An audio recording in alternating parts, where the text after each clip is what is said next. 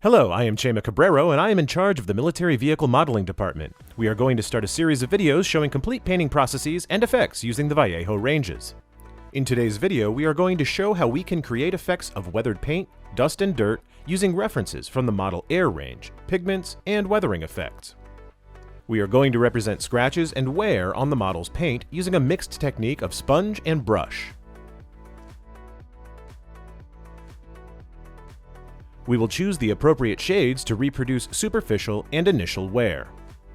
These effects should be located in the most logical places on the model, always in a controlled way, without exaggerating their appearance and taking care of their size according to the scale. Crew transit areas, around hatches, over protruding spots, and reliefs are the locations that can show the greatest operational wear.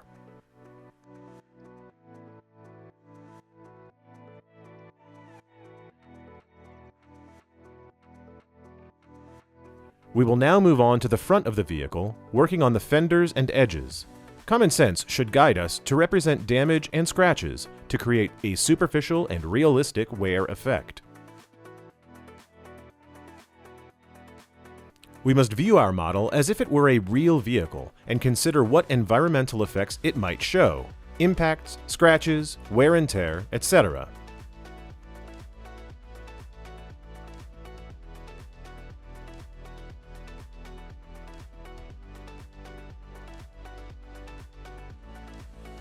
We will combine the sponge technique with the use of a brush, using a No. 0 round paintbrush.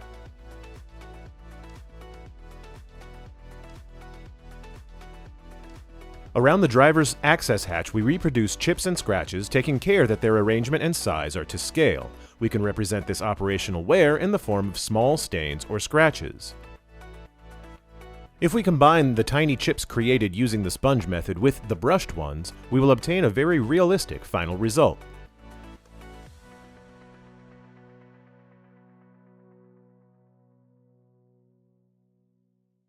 On the area around the engine access hatch, we will also reproduce the effects of chipping and scratches caused by handling and transit by the crew.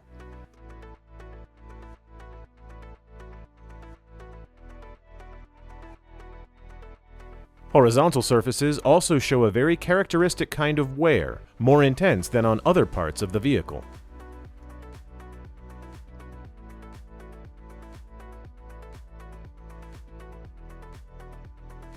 In all the areas that involve movement or handling, such as hatches, covers, and moving parts, the surface deterioration of the paint is more evident.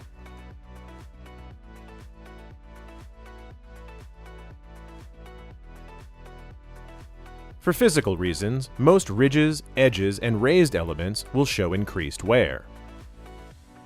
This is what the model looks like at this stage, with all the wear effects already located and defined.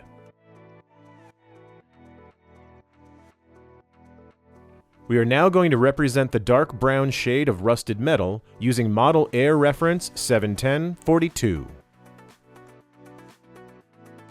We are going to carefully apply this tone with the help of a sponge. We can see how the new chips overlap the previous ones with a very realistic final effect. We will see how with some practice and using this technique, we can reproduce tiny chips with a very real and appropriate look for the scale, as any excess would ruin the final appearance.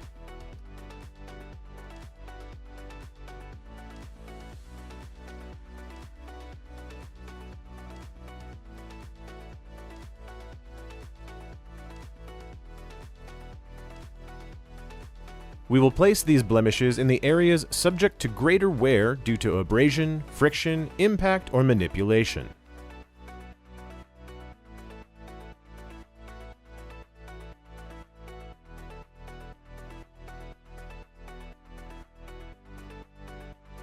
We will combine the sponge technique with brush micro-painting.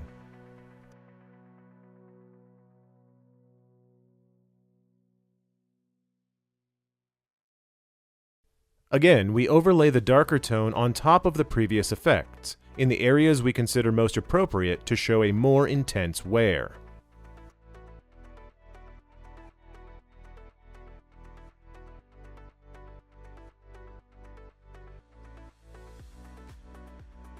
The use of mixed techniques such as sponge and brush to represent these effects allows us to create interesting textures on the vehicle's paint. We will create a worn paint look in a quick and easy way, avoiding unrealistic symmetries or regular patterns. Each effect shows a visual aspect determined by the physical criteria that has created them. If they are scratches, we will represent them following several directions. We must take into account that poorly placed, out of scale, or carelessly finished wear effects can ruin our project. Since on a real vehicle, some areas do not show any wear, others are constantly subjected to the same, creating great contrast and different aspects depending on the nature of what has caused the wear. Now we will replicate splashes of displaced dried mud using a brush loaded with a mixture of pigments and binder, on which we will blow air using the airbrush. Thanks to the combined layers and tones, the end result offers a very realistic finish. We will now use references from the Weathering Effects range. We will replicate oil and grease stains in areas we consider appropriate. It is important to know some characteristics of the real vehicle we are basing our model on. In this way, it will be easier for us to recreate these effects. In this case, we will place the oil stains on the register covers of the Christie suspension system. These were subject to regular maintenance and lubrication.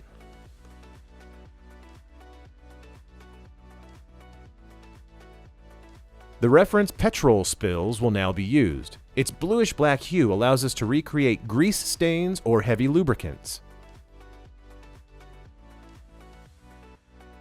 In this case, we will apply the reference around the access hatch to the engine transmission.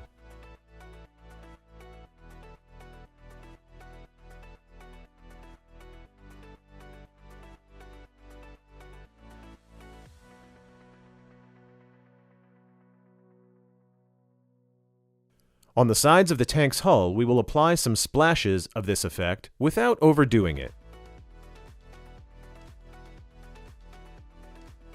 It is more frequent for dirt and stains related to fuel and lubricants to be found on the access areas to the engine and its cover plate.